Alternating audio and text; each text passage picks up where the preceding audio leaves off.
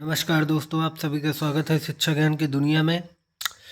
हम जैसा कि आप सभी लोग जानते हैं, हम लक्ष्मीकांत की सीरीज़ कंप्लीट कर ले। हमने पिछले तीन भाग कंप्लीट कर लिए हैं संविधान की विशेषता के। चलिए शुरू करते हैं टाइम न वेस्ट करते हुए 16 पॉइंट को। त्रिस्तरीय सरकार।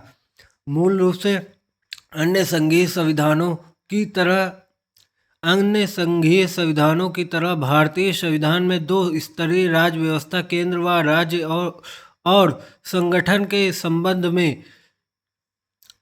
में प्रावधान तथा केंद्र एवं राज्यों की शक्तियां अंतर्विहिष्ट थी। बाद में वर्ष 1992 में 73वें एवं 74वें संविधान संशोधन में 3 स्तरीय स्थानीय सरकार का प्रावधान किया गया, जो विश्व के किसी और संविधान में नहीं है।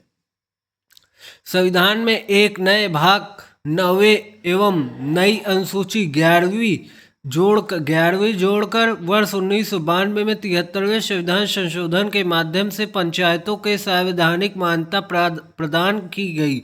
इसमें एक नया भाग 9(17) जोड़ा गया। इसी प्रकार से 74वें संविधान संशोधन विधेयक 1992 ने एक नए भाग 9(18) तथा नई अनुसूची 12वीं को जोड़कर नगर पालिकाएं शहरी स्थानीय सरकार को संवैधानिक मान्यता प्रदान की। 17 पॉइंट। सहकारी समितियां। 97वां संविधान संशोधन समितियां। 97वें संविधान संशोधन अधिनियम 2011 ने सहकारी समितियों को संवैधानिक दर्जा और संरक्षण प्रदान किया। इस संदर्भ में इसने निम्न तीन परिवर्तन इसने संविधान में किए। पहला परिवर्तन क्या था? इसने सहकारी समिति गठित करने के अधिकार को मौलिक अधिकार बना दिया अनुच्छेद 19 के तहत। दूसरा परिवर्तन, इसने एक नया राज्य का नीति निर्देशक तत्व जोड़ा सहकारी समितियों के प्रोत्साहन देने के लिए अनुच्छेद 43 के तहत। तीसरा पॉइंट, इसने संविधान में एक नया भाग 11B जोड़ा सहकारी समितियां शीर्षक से अनुच्छेद 243(ZH) से लेकर 243(ZT) तक जोड़ा।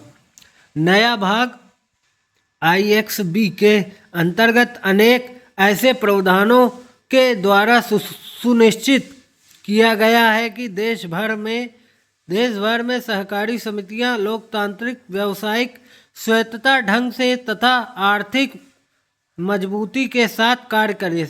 यह संसद को अंतर राज्य सहकारी समितियों तथा राज्य विधायिकाओं को अन्य सहकारी समितियों के लिए उपयुक्त कानून बनाने की शक्ति प्रदान करता है। संविधान की आलोचना।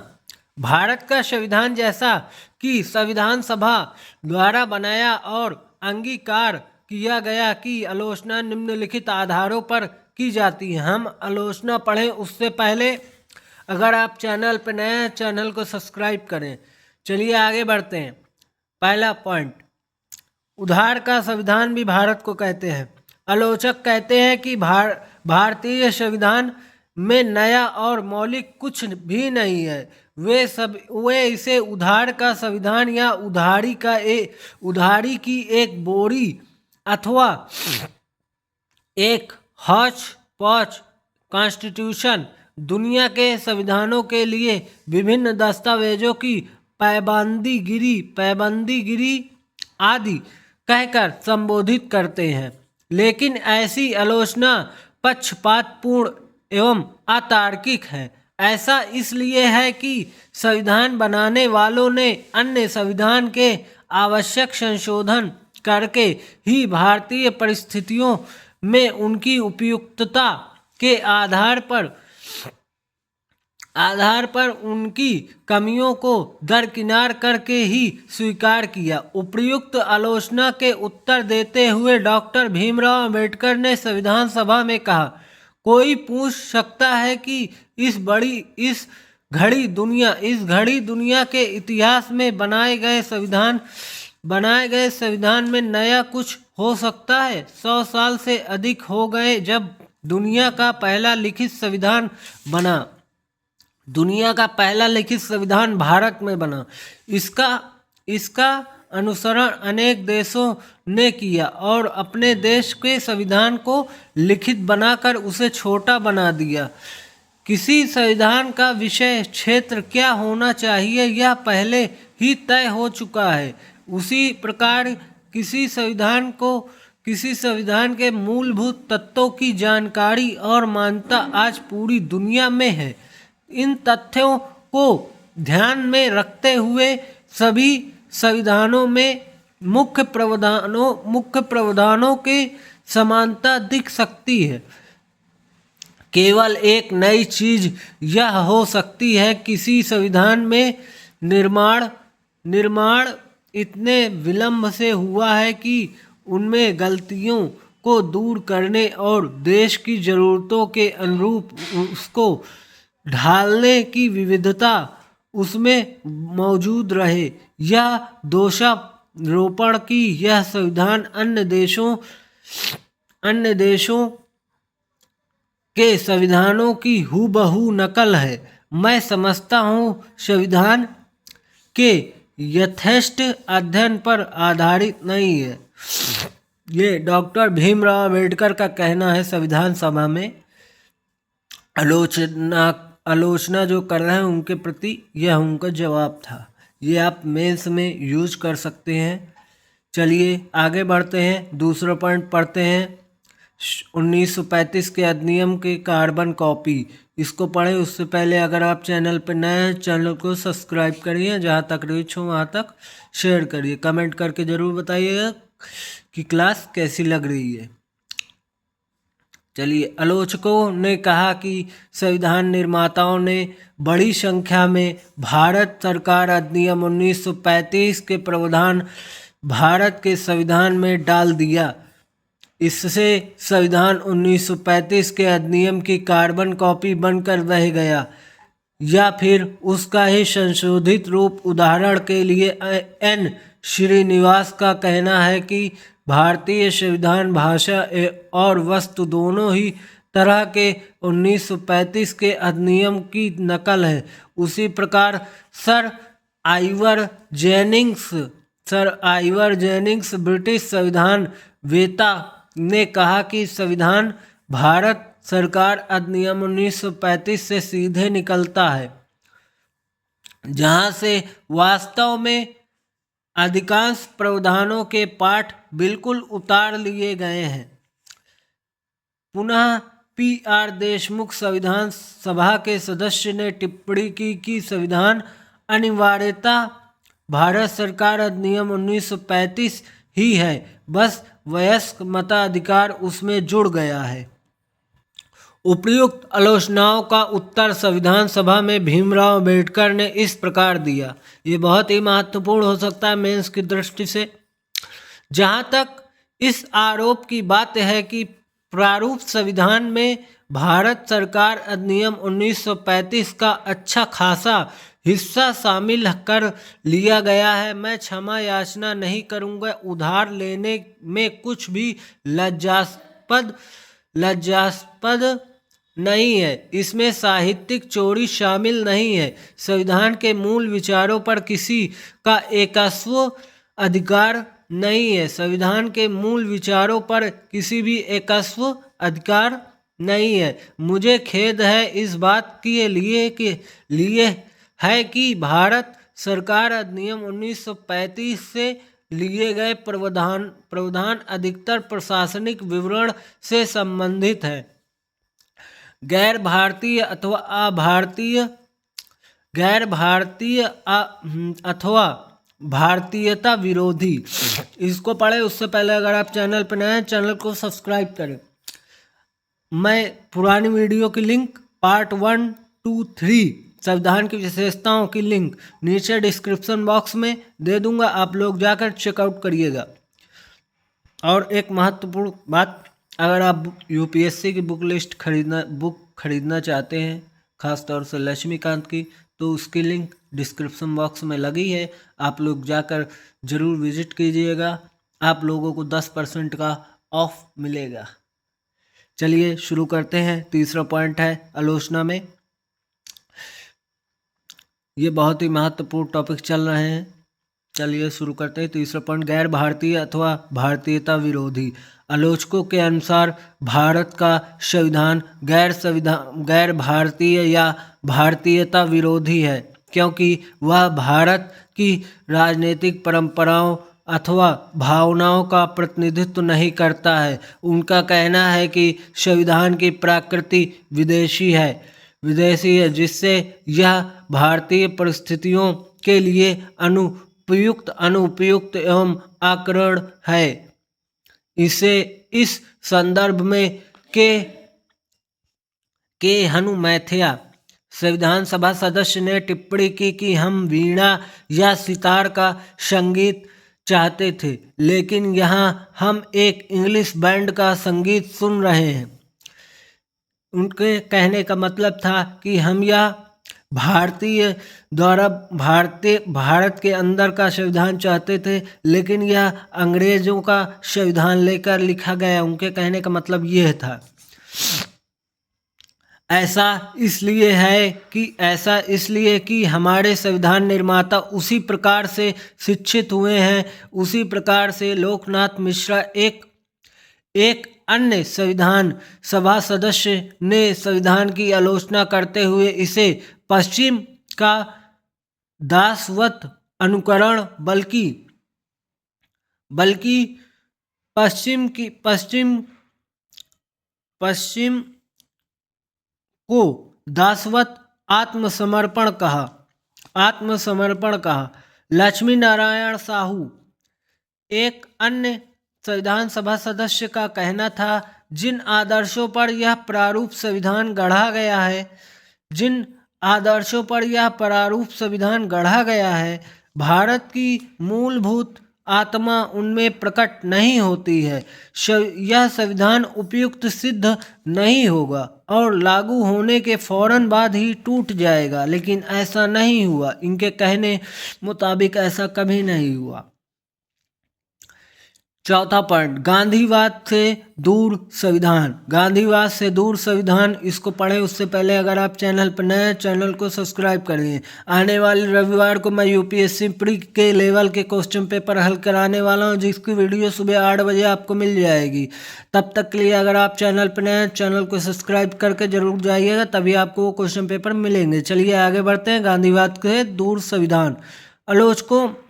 आलोचकों के अनुसार भारत का संविधान गांधीवादी दर्शन और मूल्यों के प्रतिबिंबित नहीं करता, जबकि गांधी जी हमारे राष्ट्रपिता हैं। उनका कहना था कि संविधान ग्राम पंचायत और जिला पंचायतों के आधार पर निर्मित होना चाहिए था। इस संदर्भ में वही सदस्य के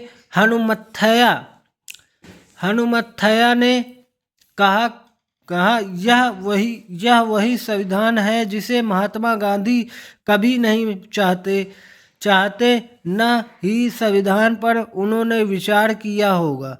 प्रकाशम संविधान सभा के एक और सदस्य इस कमी का कारण गांधी जी के आंदोलन में अम्बेडकर की सहभागिता नहीं होना तथा साथ ही गांधीवादी विचारों के प्रति उनका तीव्र विरोध को बताते हैं। महाकाय आकार पढ़ें उससे पहले अगर आप चैनल पर नए हैं, चैनल को सब्सक्राइब करिए, लाइक जहाँ तक रीच हो आप उसको शेयर करिए। चलिए आगे बढ़ते हैं। महाकाय आकार पांचवा पॉइंट है। आलोचक कहते हैं कि भारत का संविधान बहुत भीमकाय और बहुत विस्तृत है, जिसमें अनेक अनावश्यक तत्व भी सम्मिलित है। सर आइवर जेनिंग्स एक ब्रिटिश संविधानवेत्ता के विचार में जो प्रावधान बाहर के लिए गए हैं उनका चयन बेहतर नहीं है,